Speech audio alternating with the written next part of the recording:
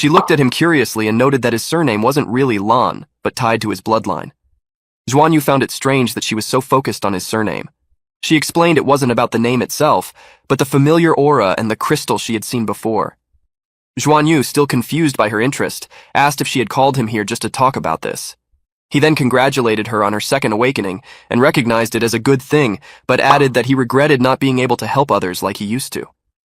Xiu watched him thoughtfully and wondered that he must truly be that person's descendant because of his bloodline. Xuan Yu mentioned that Lei was worried. As she reflected on her own concerns, Xiu admitted that she had been afraid she might never find him again. She decided she would repay the debt to him through Xuan Yu, his descendant. Xuan Yu laughed as he said maybe the fatty gorilla wasn't completely useless and suggested they check it out further. Xiu smiled, took his hand and led him away, while Xuan Yu followed her but felt a bit surprised. As they walked back hand in hand to the cafeteria, Lei looked upset and pleaded with Mengqin for advice. Mengqin noticed them holding hands, which made Xiu blush, and she quickly pulled her hand away while Xuan Yu just smiled. Xuan Yu then tried to comfort Lei and suggested that this situation might actually be a blessing in disguise and stressed the importance of giving the creature a name. Lei, who was feeling frustrated, questioned why blessings or names mattered and told Xuan Yu to come up with a name himself. Xuan Yu immediately suggested calling it Golden Fatty Qian to link it to Lei's love for money. He also mentioned that old Shu advised giving the gorilla water from Sea God Lake and proposed to spend 3 yellow insignias to do that. If the gorilla could drink more than 30 liters of Sea God water, it would be beneficial. Lei, worried about the creature's recent huge appetite, asked if it could really drink that much. Xuan Yu gave him an encouraging thumbs up and said that big progress often requires sacrifices, and if this helped the creature evolve, it would bring even greater rewards. Lei, though nervous about the cost, 600,000 Federation coins for 3 yellow insignias, agreed to the plan.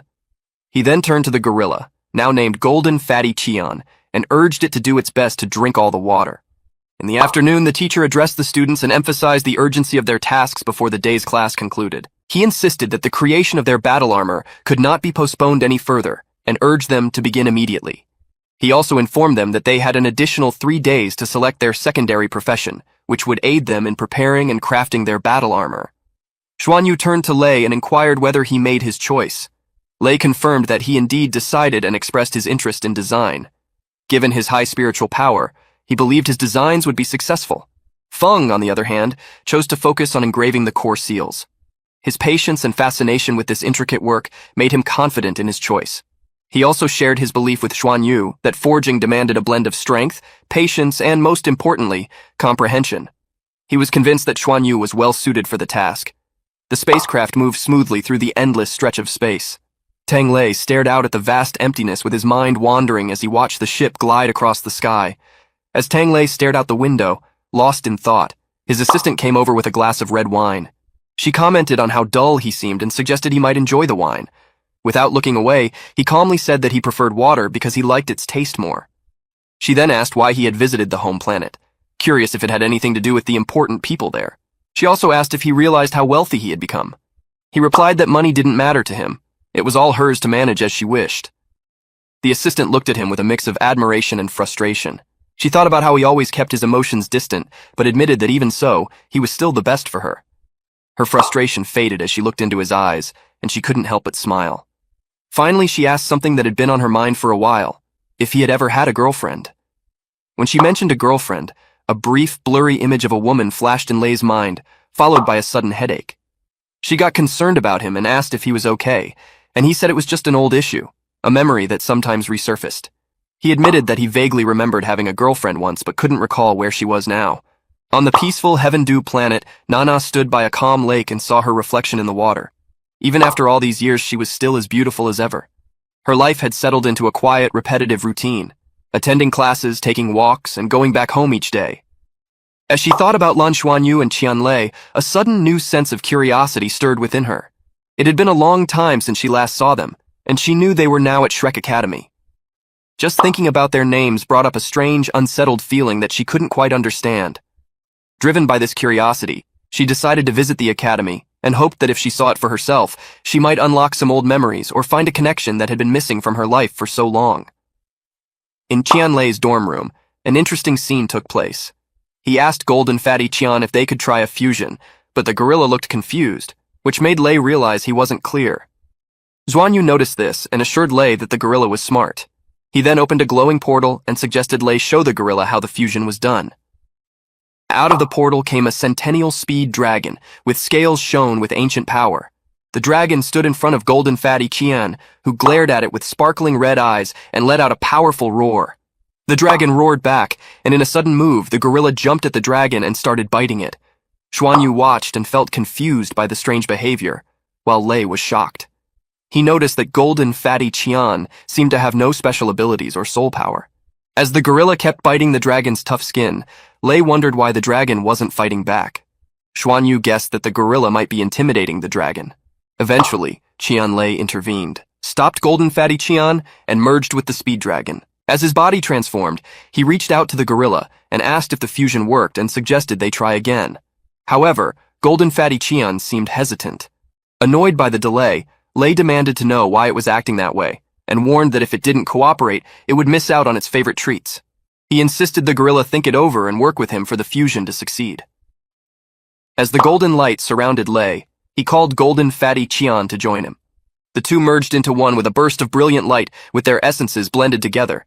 Zhuan Yu watched this transformation and saw that the fusion created a new being called Golden Fatty Qian. Lei, now in this new form, felt a huge surge of power, and noted that this fusion took longer than with other soul beasts. Zhuan Yu, eager to test his new strength, challenged Lei to a power trial.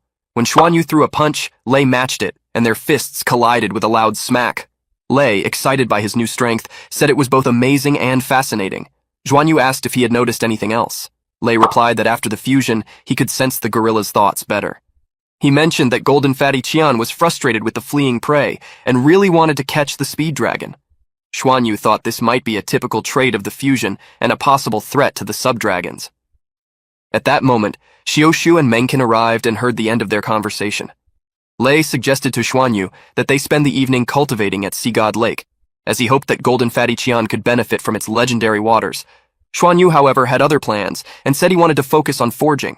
Xiaoshu was excited about forging too and decided to join him. Menkin watched this and smiled with interest. Zhuan Yu agreed, and Lei gave him a thumbs up as he wished him good luck. As Zhuan Yu and Xiaoshu walked through the academy grounds, the air was filled with the scent of blooming cherry blossoms. Zhuan Yu glanced at her and asked why she was so eager to visit the forging hall, since he thought she was more interested in design. Xiaoshu said she just wanted to see the forging process up close and asked if it was okay for her to come along. He smiled and assured her it was fine. While they walked hand in hand, Zhuan Yu noticed her ears turning red and a blush spreading across her cheeks. It seemed like this small gesture made her a bit self-conscious. After a few steps, she suddenly stopped and apologized, which puzzled him. She explained that back in their early days at Shrek, Menkin used to tease them, and she had felt shy. To avoid gossip, she had kept her distance from him.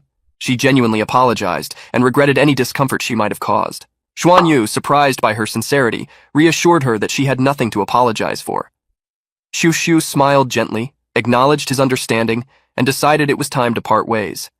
She let go of his hand, ready to leave, but he quickly caught up with her.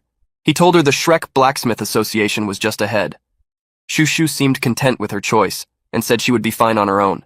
She declined his offer to join him inside, and explained that forging wasn't really her thing and he would probably end up sweaty. As she prepared to leave, Zhuan Yu, with a touch of reluctance, said he wasn't letting her go just yet. Xiaoshu waved goodbye with a laugh, and Zhuan Yu watched her go and felt grateful for her companionship. He realized her earlier distance was just due to shyness and concern. He then headed to the Blacksmith Association to see what was in store. The man calmly observed Zhuan Yu as he noticed the eagerness in his eyes. He suggested, since he seemed eager to learn forging, that he could try his hand at it right there in that very room. Once he finished and felt ready to commit, the man pointed out that he could register there when the time came. Then, with a sweep of his arm, he revealed a collection of shimmering items. These, he mentioned, were rare metals, each one precious in its own right. He added that forging, at its core, was simply that, just forging. Zhuan Yu, however, was almost overwhelmed by the huge number of metals in front of him, and he felt unsure about what to do. He looked around over each shiny surface, but he was drawn to a darker metal, an ordinary black one. He reached out to it curiously, and felt its cool surface with his fingers. There was nothing remarkable about its appearance, yet something deeper held him captive, almost as if it spoke to him in a language beyond words. He was unable to pull his gaze away from it. After a brief hesitation, he grabbed hold of it firmly and with conviction announced that this was the one he would choose. The senior nodded approvingly and regarded the piece with a knowing eye. He remarked that a dark silver was indeed a fine choice. He gestured for him to bring it over, as he promised to guide him through the process. Xuan Yu carried the metal over. The senior then showed him a strong old table and explained that it was a forging table. He pointed to a button embedded on one side and continued to explain the process.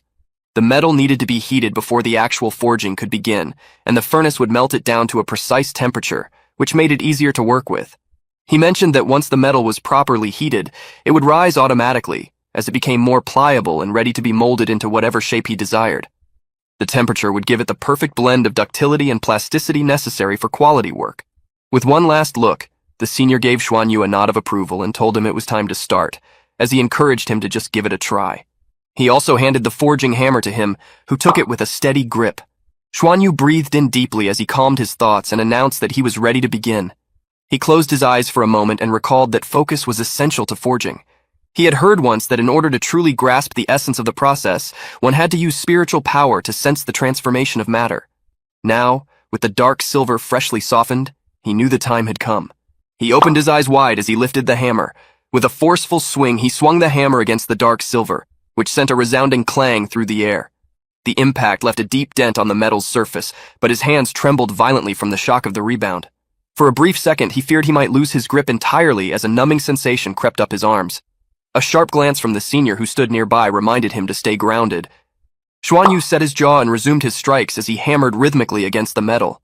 He gradually began to feel subtle shifts within it, with each strike revealing a softness that hadn't been there before. The senior watched his movements intently. Though the kid clearly lacked experience, he had a curious consistency in his strikes, with each one nearly identical in force and precision.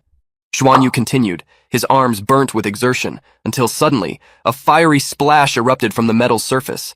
A small thrill ran through him as the senior commented that he really did have a talent for forging. A faint light glimmered within the metal, and Xuan Yu, unable to contain his curiosity, remarked that the dark silver seemed to have brightened. He asked the senior if this meant his forging attempt was successful. The senior offered him a thumbs up, and confirmed that he indeed refined the metal. He then asked how the experience had felt. Xuan Yu took a moment to reflect before admitting that he had sensed a change during the process, though he had been unsure of the specifics. Perhaps the impurities were driven out. The senior explained that when a piece of metal was almost entirely free of impurities, it could be considered the 100 forged. That's the purpose of this refinement process, the purification of the metal.